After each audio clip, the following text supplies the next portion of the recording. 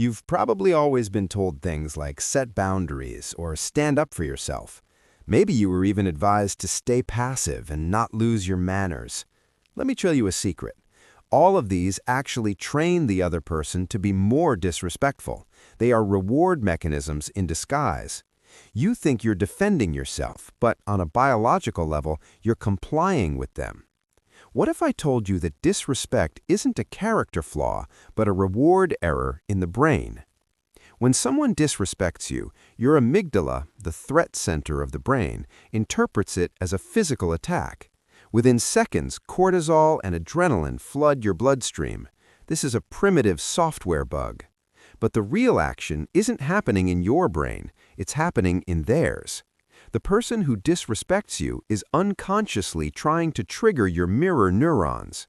When you get angry, upset, or start explaining yourself, their brain releases dopamine. This is a behavioral loop. Your reaction is their reward.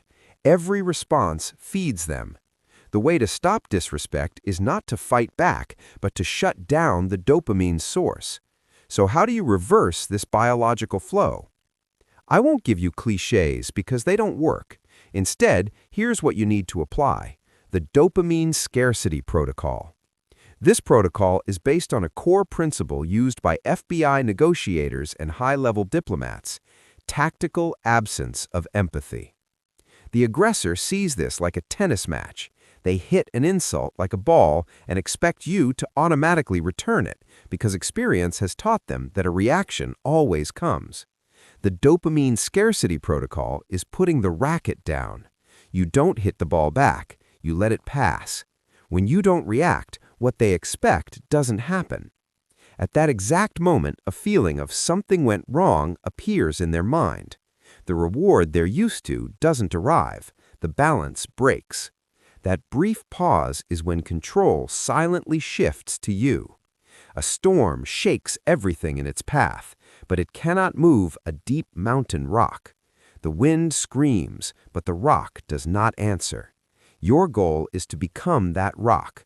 No reflection, no echo, just weight and silence. This causes the disrespectful person to get lost in their own noise. So what exactly will you do the next time someone disrespects you, cuts you off in a meeting, or makes a passive-aggressive joke? Here is the two-step surgical intervention prescription you must apply. Step 1, the observer's gaze, the clinical stare. When they finish speaking, never respond immediately. For a full 3 seconds, maintain eye contact, preferably focusing on the space between their eyebrows. This silence triggers a something is wrong alarm in their amygdala. Step 2, the intention labeling question.